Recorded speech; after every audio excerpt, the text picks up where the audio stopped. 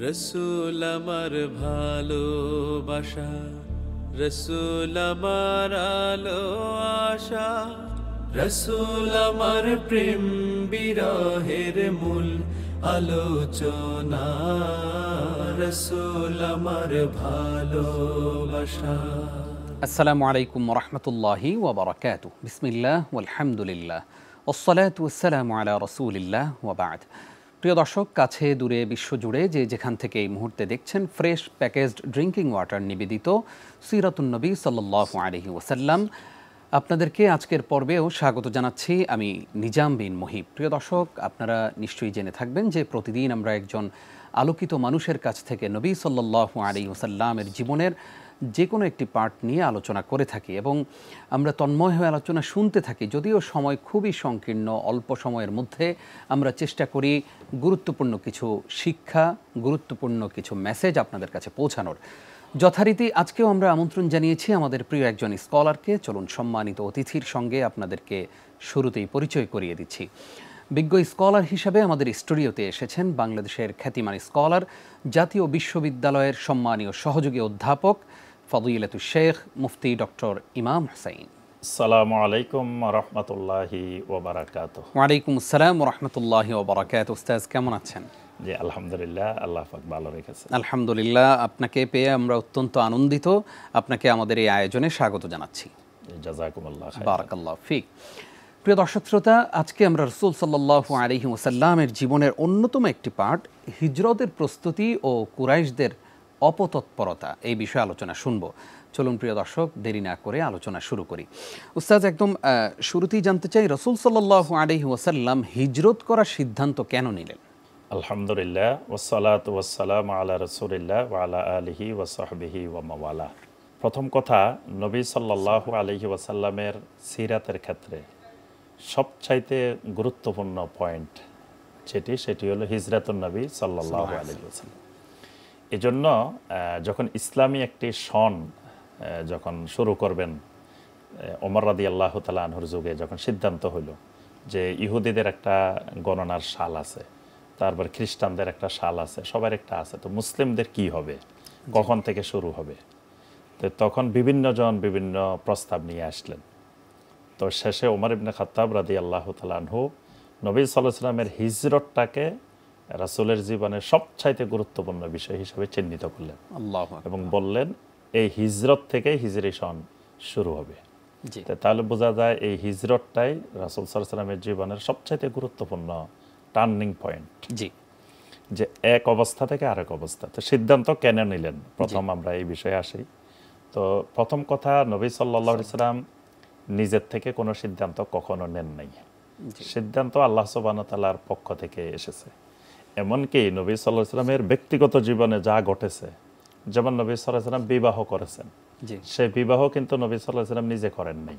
আল্লাহ পাক বলছেন জাওয়াজনাকা, যে আমি আপনাকে বিয়ে করাইছি। আল্লাহ নিজেই নিজের দিকে নিসবত করে বলছেন আমি আপনাকে বিয়ে করাইছি। তাহলে নবী সাল্লাল্লাহু আলাইহি ওয়াসাল্লামের বিয়েও কিন্তু আল্লাহ রাব্বুল আলামিনের সিদ্ধান্তে হয়েছে। তো নবী সাল্লাল্লাহু আলাইহি ওয়াসাল্লামের হিজরত, এটাও প্রথম কথা আল্লাহ সুবহানাহু ওয়া তাআলার নির্দেশেই হয়েছে। এবং হিজরতের আগে নবী সাল্লাল্লাহু আলাইহি ওয়াসাল্লাম বারবার স্বপ্ন দেখতেন। নবী সাল্লাল্লাহু আলাইহি ওয়াসাল্লাম বলেন আমাকে স্বপ্নে দেখানো হতো যে জাত ও নাখলা, এমন একটা এলাকা যেখানে খেজুর গাছ, তা আমি ধারণা করতাম আন্নাহা আল ইয়ামামা, এটা মনে হয় ইয়ামামা হবে। পরবর্তীতে হিজরত করে আমি দেখি স্বপ্নের মধ্যে যে শহরটা দেখতাম সেটা ইয়াসরিব, মানে মদিনা মুনাওয়ারা। তাহলে প্রথম কথা আল্লাহ সুবহানাহু ওয়া তাআলার নির্দেশ। এমনকি আল্লাহ পাক আগে নবী সাল্লাল্লাহু আলাইহি ওয়াসাল্লামকে বলে দিয়েছেন যে ওয়ালা তাকুন কা সাহিবিল হুত, যে আপনার উপরে যত নির্যাতন যত অত্যাচার আসুক আপনি কিন্তু ওই মাছওয়ালা নবীর মতো হবেন না। মানে ইউনূস আলাইহিস সালাম যেভাবে চলে গেছেন আপনি কিন্তু আমার নির্দেশ ছাড়া যেতে পারবেন না। দ্বিতীয়ত, নবী সাল্লাল্লাহু আলাইহি ওয়াসাল্লামের নবুয়তের 13 বছর এখানে অতিবাহিত হলো মক্কা মুকাররমা। তখন পরিস্থিতি এমন এক পর্যায়ে গিয়ে পৌঁছলো যে নবী সাল্লাল্লাহু আলাইহি ওয়াসাল্লামকে তারা হত্যা করার ষড়যন্ত্র করে, হত্যার সিদ্ধান্ত নিয়েছে। তো ঠিক সেই মুহূর্তেই নবী সাল্লাল্লাহু আলাইহি ওয়াসাল্লাম এই মক্কা মুকাররমা ত্যাগ করে মদিনা যাওয়ার সিদ্ধান্ত নিলেন। নবী সাল্লাল্লাহু আলাইহি ওয়াসাল্লাম কিন্তু মক্কা মুকাররমাকে এত ভালোবাসতেন, তিনি কখনো মক্কা ছেড়ে যেতে চাননি। এবং যে সময় তিনি হিজরত করে যাচ্ছিলেন সে সময় মক্কা মুকাররমার দিকে তাকিয়ে থেকে বলছিলেন ওয়াল্লাহি ইন্নাকে লাখাইরু আরদিল্লাহ, যে মক্কা তুমি জমিনের মধ্যে সবচাইতে উত্তম জায়গা, উত্তম স্থান, আমি তোমাকে সবচাইতে বেশি ভালোবাসি, যদি মুশরিকেরা আমাকে এখান থেকে বাধ্য না করতো তা আমি তোমাকে ছেড়ে যেতাম না। আল্লাহু আকবার। এখান থেকে কি শেখ দেশের জন্য যেই ভালোবাসা, দেশপ্রেম যেটাকে আমরা বলি, সেই শিক্ষাটা কি আমরা নিতে পারি কিনা? অবশ্যই নবী সাল্লাল্লাহু আলাইহি সাল্লামের এই কথাগুলোর মধ্যে মক্কা মুকাররমা বা জন্মভূমি, মাতৃভূমি, এটার প্রতি যে ভালোবাসা, যেই আকর্ষণ, যেমন ধরেন এই আমরা যখন বাইরে যাই, বিদেশে কোনো দেশে যাই, জি, তো যত বড় অফিসার বা যত বড় কর্মকর্তা, যত বড় ব্যক্তি হয়ে যায় না কেন, জি, ওই দেশে আমি স্বাধীনভাবে চলতে পারি না, স্বাধীনভাবে কথা বলতে পারি না, স্বাধীনভাবে নিঃশ্বাস নিতে পারি না। যেভাবে আমি আমার নিজের জন্মভূমিতে, মাতৃভূমিতে আমি নিঃশ্বাস নিতে পারি, আমি চলতে পারি, কথা বলতে পারি, এখানে আমি প্রথম শ্রেণীর নাগরিক। অন্য দেশে গেলে যত বড়ই ব্যক্তি হই না কেন, সেখানে কিন্তু আমি প্রথম শ্রেণীর নাগরিক। তা আল্লাহ পাক যাকে যে জমিনে পাঠিয়েছেন, সেই মাতৃভূমির প্রতি ভালোবাসা, মহব্বত, এটা নবীওয়ালা শিক্ষা, এটা নবী সাল্লাল্লাহু আলাইহি ওয়াসাল্লামের এই ঘটনা থেকে আমরা শিক্ষা পাই। আল্লাহু আকবার। অত্যন্ত চমৎকার করে বললেন আপনি। আমরা দেশের জন্য আমাদের যে ভালোবাসা, মহাব্বত, এটাকে আরও বাড়াবো ইনশাআল্লাহ। শেখ, আপনি বলবেন যে রাসূল সাল্লাল্লাহু আলাইহি সাল্লাম যে হিজরত করলেন, এই হিজরতের জন্য উনি কি কি প্রিপারেশন নিয়েছিলেন, কি পরিকল্পনা করেছিলেন, সেই পরিকল্পনার কিছু অংশ যদি আমাদের সঙ্গে শেয়ার করতেন। নবীদের স্বপ্ন, ওহী, স্বপ্নটাও কিন্তু ওহী। জি, তো নবী সাল্লাল্লাহু আলাইহি সাল্লাম যখন স্বপ্ন দেখতেন, তখনই নবী সাল্লাল্লাহু আলাইহি সাল্লাম বুঝতে পারতেন যে যে কোনো সময় হিজরত করা লাগতে পারে, হিজরত হইতে পারে। জি, তখন থেকে নবী সাল্লাল্লাহু আলাইহি সাল্লাম প্রস্তুতি নেওয়া শুরু করেছেন। এবং একদিন আবু বকর রাদিয়াল্লাহু তাআলা আনহুকে নবী সাল্লাল্লাহু আলাইহি সাল্লাম সরাসরি বলছেন, আবু বকরকে বলার সাথে সাথে আবু বকর রাদিয়াল্লাহু তাআলা আনহু একটা বাহন, যে নবী সাল্লাল্লাহু আলাইহি সাল্লাম যে বাহনে করে হিজরত করবেন, সেটা রেডি করে রাখলেন। তারপরে কয়েকটা ব্যাগ, সাথে কি কি জিনিসপত্র নিতে হবে সেগুলো আবু বকর রাদিয়াল্লাহু তাআলা আনহু রেডি করে রাখলেন, সব প্রস্তুতি নিয়ে। আর সবচেয়ে বড়, তিনি নবী সাল্লাল্লাহু আলাইহি সাল্লাম নিজের মনোবল আগেই প্রস্তুত করে রেখেছিলেন। আলী রাদিয়াল্লাহু তাআলা আনহুকে সব আমানত বুঝিয়ে দিয়েছিলেন। আল্লাহু আকবার। এভাবেই প্রস্তুতি সব নিয়েছেন। প্রস্তুতি নিয়েছে। আপনার কাছ থেকে গুরুত্বপূর্ণ বিষয় জানছিলাম। আমরা এবার জানতে চাই, রাসূল সাল্লাল্লাহু আলাইহি ওয়াসাল্লামকে হত্যার জন্য কাফেররা এই সময়টাতে কি পরিকল্পনা করেছিল?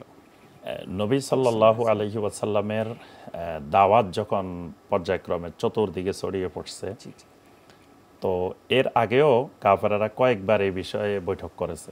জি, মক্কা মুকাররমার একটা অংশ ছিল যেখানে এটা মানে বিভিন্ন মিটিং হইতো, বিভিন্ন কনফারেন্স রুমের মধ্যে, জি, জি, যেটার নাম ছিল দারুন নাদওয়া। নাদওয়া, হ্যাঁ, জি, সেই দারুন নাদওয়াতে সে সময় আরেকবার গুরুত্বপূর্ণ একটি বৈঠক হয়, জি, যে বৈঠকে সভাপতিত্ব করতেছিলেন ওয়ালিদ ইবনে মুগীরা, যিনি নিজেকে পরিচয় দিতেন আনা ওয়াহিদ ইবনে ওয়াহিদ, মানে ওয়াহিদ মানে আমি ওয়ান পিস, আমি একজন, না আমার মতো পৃথিবীতে আর এরকম সম্পদশালী, প্রভাবশালী আর দ্বিতীয় কেউ নেই, এবং আমার বাবাও ছিলেন এরকম, এই জন্য উনি নিজেকে ওয়াহিদ ইবনে ওয়াহিদ বলতেন, ওয়ান ম্যান আর্মি। জি। তো কোরআনে কারিমে আল্লাহ সুবহানাহু ওয়া তাআলা সে এটা বলছেন, ওয়াজারনি ওয়ামান খালাকতু ওয়াহিদা, এখানে আল্লাহ পাক ওয়ালিদ ইবনে মুগীরাকেই ইঙ্গিত করেছেন। আচ্ছা, তো ওয়ালিদ ইবনে মুগীরার নেতৃত্বে সেখানে বৈঠক চলছে। তো নবী সাল্লাল্লাহু আলাইহি ওয়াসাল্লামের দাওয়াতকে ঠেকানো, জি, এই লক্ষ্যে তাদের প্রস্তুতি, কি করা যায়, কি করা যায়। এর আগে একবার তারা বৈঠকে সিদ্ধান্ত নিয়েছিল যে নবী সাল্লাল্লাহু আলাইহি ওয়াসাল্লামকে পাগল হিসাবে, মাজনুন হিসাবে পৃথিবীবাসীর কাছে পরিচয় করাই দিবে, তাহলে মানুষ আর দাওয়াত গ্রহণ করবে না। কিন্তু সেই প্রস্তুতি, মানে মাজনুন হিসাবে পরিচয় করাইতে গিয়ে উল্টা প্রতিক্রিয়া হয়েছে, মানে মানুষ আরো বেশি ইসলামের দিকে আকৃষ্ট হয়েছে, সবার মধ্যে আকর্ষণ সৃষ্টি হয়েছে যে দুনিয়ার কত পাগল দেখলাম, তো মক্কার পাগল দেখে যাই। যখন নবী সাল্লাল্লাহু আলাইহি ওয়াসাল্লামের কাছে গিয়ে তাওহীদের দাওয়াত পেলেন, নবী সাল্লাল্লাহু আলাইহি ওয়াসাল্লামের চেহারা মোবারকের দিকে দেখলেন, তখন বললেন যে ওয়াল্লাহি ইন্নাহু লাইসা বিমাজনুন, আল্লাহর কসম এই লোক, এটা তো কোনো পাগলের চেহারা না, এটা তো কোনো পাগল হইতে পারে না। এবার বলল যে না, আর পাগল বা জাদুকর বা কবি বা গণক এই ধরনের সিদ্ধান্ত নিলে হবে না। তো কি করতে হবে? কেউ কেউ বলতেছে তাকে নির্বাসিত করা হোক, তাকে কোনো এক দ্বীপে বা কোথাও দূরে নির্বাসন দেওয়া হোক, যাতে সে আর আসতে না পারে। কেউ কেউ বলছে না, তাকে নির্বাসন দিলে ওখানে বসে বসে আবার তাওহীদের দাওয়াত দিতে পারে। কেউ কেউ বললো তাকে এক জায়গায় আটকিয়ে রাখা হোক মক্কার মধ্যেই।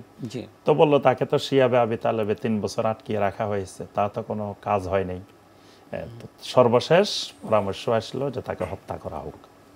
তখন দারুন নাদওয়াতে সর্বসম্মতিক্রমে সিদ্ধান্ত হলো যে তাকে হত্যা করা হবে, এবং সেই হত্যার জন্য একটা যুবকদের একটা দল গঠন করা হলো, যে তারা রাত্রে ঘেরাও করে রাখবে, সকালবেলায় গিয়ে তারা হত্যা করবে। নবী সাল্লাল্লাহু আলাইহি ওয়াসাল্লাম যখন বের হবেন তখন তার উপর আক্রমণ চালিয়ে হত্যা করা হবে। তো নবী সাল্লাল্লাহু আলাইহি ওয়াসাল্লামের এই হত্যার ব্যাপারে এই সিদ্ধান্ত নিয়ে তারা রাত্রে কিন্তু সব প্রস্তুতিও নিয়ে ফেলছিল। জি, তখন আল্লাহ সুবহানাহু ওয়া তাআলা নবী সাল্লাল্লাহু আলাইহি ওয়াসাল্লামকে তাদের ভিতর দিয়েই বের করে নিয়ে আসছেন, যেটাকে আল্লাহ পাক কোরআনে কারিমে বলছেন ওয়ায়ামকুরুনা ওয়ায়ামকুরুল্লাহ ওয়াল্লাহু খায়রুল মাকিরিন, আল্লাহ, যে তারাও চক্রান্ত করেছে, আল্লাহ রাব্বুল আলামিন তাদের চক্রান্তকে নস্যাৎ করে দিয়ে আল্লাহ পাক তাকে বের করে নিয়ে আসছেন। এবং আল্লাহ সুবহানাহু ওয়া তাআলা তাদের চোখের সামনে দিয়ে নিয়ে এসেছেন, কিন্তু তারা দেখে নাই। তো আল্লাহ পাক এইভাবে নবী সাল্লাল্লাহু আলাইহি ওয়াসাল্লামকে ওই হত্যা চক্রান্ত থেকে রক্ষা করেছিলেন। আল্লাহু আকবার। আমরা জানতে চাই যে এই যে হিজরতের প্রেক্ষাপট বা রাসূল সাল্লাল্লাহু আলাইহি ওয়াসাল্লাম হিজরত করলেন, এখান থেকে আমাদের জন্য কি শিক্ষা রয়েছে? জি, প্রথম শিক্ষণীয় বিষয় যে হিজরত হবে মানে দারুল আজা থেকে দারুল আমান, জি, মানে কষ্টদায়ক জায়গা থেকে নিরাপদ জায়গা হিজরত। তখন কিন্তু মদিনা মুনাওয়ারা দারুল ইসলাম হয় নাই। আচ্ছা, মক্কাও কিন্তু দারুল কুফর, ইয়াসরিবও কিন্তু দারুল কুফর, জি, কিন্তু হিজরতটা হয়েছে এক দারুল কুফর থেকে আরেক দারুল কুফর, কিন্তু ওইটা দারুল আজা, এটা দারুল আমান মদিনা। জি, জি, তো এই পৃথিবীর যে কোনো জায়গায়, সুতরাং কোথাও যদি মানুষ এরকম কষ্টদায়ক পরিস্থিতিতে থাকে, আল্লাহর ইবাদত করতে পারছে না, কিন্তু আরেকটা দারুল কুফর যেখানে সে সুন্দরভাবে ইবাদত বন্দেগী করতে পারতেছে বা বাধা বিপত্তি নেই। যেমন নবী সাল্লাল্লাহু আলাইহি ওয়াসাল্লাম প্রথম হাবশা হিজরত করার জন্য সাহাবায়ে কেরাম আবিসিনিয়ায়, এটা হলো একটা শিক্ষা, দারুল আজা থেকে দারুল আমান। দ্বিতীয় হলো হিজরত হবে দারুল কুফর থেকে দারুল ইসলামে। আচ্ছা, তো বর্তমানে আবার অনেককে দেখা যায় আমরা এখন হিজরত করি দারুল ইসলাম থেকে দারুল কুফর, জি, জি, জি, দুনিয়াবি বিভিন্ন কিছু লাভের উদ্দেশ্যে, কিন্তু নবী সাল্লাল্লাহু আলাইহি ওয়াসাল্লামের শিক্ষা হিজরত হবে দারুল কুফর থেকে দারুল ইসলাম। জি, তৃতীয়ত এখানে শিক্ষা যে হিজরত এমনভাবে হবে আল্লাহর সন্তুষ্টির জন্য, এর মধ্যে অন্য কোনো উদ্দেশ্য থাকবে না। যে এই জন্য নবী সাল্লাল্লাহু আলাইহি ওয়াসাল্লাম ওই সহিহ আল বুখারীর যে প্রথম হাদিসটা, যে নবী সাল্লাল্লাহু আলাইহি ওয়াসাল্লাম বলেছেন ইন্নামাল আমালু বিন্নিয়াত ওয়া ইন্নামা লিকুল্লি ইমরিইন মা নাওয়া, সেখানে হিজরতের মধ্যে বলছেন মান কানাত হিজরাতুহু ইলাল্লাহি ওয়া রাসূলিহি ফাহিজরাতুহু ইলাল্লাহি ওয়া রাসূলিহি, যে ব্যক্তির হিজরত হবে আল্লাহ এবং রাসূলের দিকে, তার হিজরত সেদিকে হবে। অর্থাৎ ইখলাসের সাথে একমাত্র আল্লাহর সন্তুষ্টির জন্য হিজরত করতে হবে। আর চতুর্থত, কোনো ব্যক্তি যদি সত্যিকার অর্থে আল্লাহর দ্বীনের জন্য হিজরত করে বা দ্বীনের উপরে অটল থাকে, তাহলে আল্লাহর সাহায্য তার উপরে আসবেই। যতই চক্রান্ত, যতই ষড়যন্ত্র করা হোক না কেন, আল্লাহ পাক সেখান থেকে তাকে রক্ষা করবেন। যেমন নবী সাল্লাল্লাহু আলাইহি ওয়াসাল্লামকে আল্লাহ পাক রক্ষা করে মক্কা মুকাররমা থেকে বের করে সেই 450 কিলোমিটার দূরে মদিনা মুনাওয়ারায় আল্লাহ পাক নিরাপদে পৌঁছিয়ে দিয়েছেন, এবং রাস্তায় যত বিপদের সম্মুখীন হয়েছেন সবগুলো থেকে আল্লাহ সুবহানাহু ওয়া তাআলা হেফাজত করেছেন। তো এগুলো আমাদের জন্য সবচাইতে বড় বড় শিক্ষা। আমরা অনুষ্ঠান শেষ করব, এর আগে ছোট্ট করে আপনার কাছে জানতে চাই, এই যে দারুন নদওয়াতে বৈঠক হলো, রাসূল সাল্লাল্লাহু আলাইহি ওয়াসাল্লামকে হত্যা করার একটা প্ল্যানিং প্রোগ্রামিং চলছে, ওই সময় ওই জায়গায় দারুন নদওয়াতে কে কে ছিলেন, কারা ছিলেন, লিডাররা কারা এরা? জি, দারুন নদওয়াতে মূলত কাফেরদের না, তারা তো সবাই ছিল সেখানে। আবু জাহাল ছিল, আবু লাহাব ছিল, উতবা, সাইবা, আখনাস ইবনে শুরাইক, যত বড় বড় নেতা সবাই ছিল। এর সাথে শয়তানও কিন্তু অংশগ্রহণ করেছিল। আচ্ছা, এবং শয়তান একজন মানুষের আকৃতিতে, মানুষের সুরতে ওই বৈঠকে শায়েখে কাবির, মানে বড় শায়েখ হিসাবে সে সেখানে উপস্থিত হয়েছে, এবং তাদেরকে যে পরামর্শগুলো এসেছে, এবং সেই সবচেয়ে বেশি জোরালোভাবে নবী সাল্লাল্লাহু আলাইহি ওয়াসাল্লামকে হত্যা করার ব্যাপারে পরামর্শ দিয়েছে। এখানে শয়তানের মানে পরামর্শটা ছিল সবচেয়ে বেশি। রাসূল সাল্লাল্লাহু আলাইহি ওয়াসাল্লামের জীবনের এই কঠিন মুহূর্তটা, হিজরতের এই সময়টাতে তার সঙ্গী কারা ছিলেন? জি, নবী সাল্লাল্লাহু আলাইহি ওয়াসাল্লামের একেবারে শুরু থেকে শেষ পর্যন্ত আবু বকর as-সিদ্দিক রাদিয়াল্লাহু তাআলা আনহু নবী সাল্লাল্লাহু আলাইহি ওয়াসাল্লামের হিজরতের পুরা অংশের সাথী। আর বিভিন্ন অংশে বিভিন্ন সাহাবীরা অংশগ্রহণ করেছেন, সহযোগিতা করেছেন। যেমন আবু বকর রাদিয়াল্লাহু তাআলা আনহুর পরিবার তার হিজরতের বড় সাথী। মক্কা মুকাররমায় যে 3 দিন অবস্থান করেছিলেন জাবালে সূরের মধ্যে, সেখানে কিন্তু আবু বকর রাদিয়াল্লাহু তাআলা আনহুর স্ত্রী খাবার বানিয়ে পাঠাইতেন।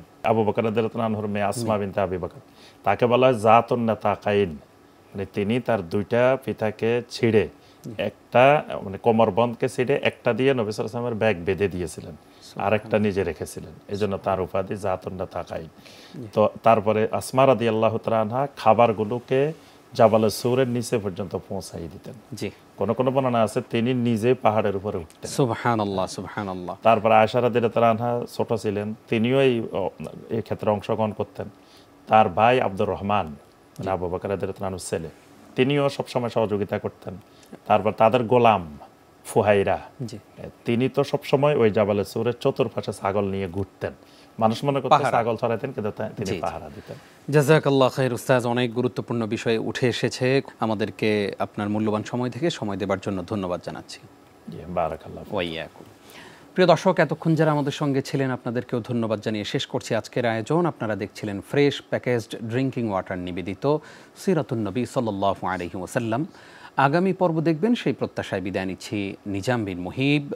আসসালামু আলাইকুম ওয়া রাহমাতুল্লাহি ওয়া বারাকাতুহু। রসুল আমার ভালোবাসা, রসুল আমার আলো আশা, রসুল আমার প্রেম বিরহের মূল আলোচনা, রসুল আমার কাজে কর্মে অনুপ্রেরণা, রসুল আমার ভালোবাসা।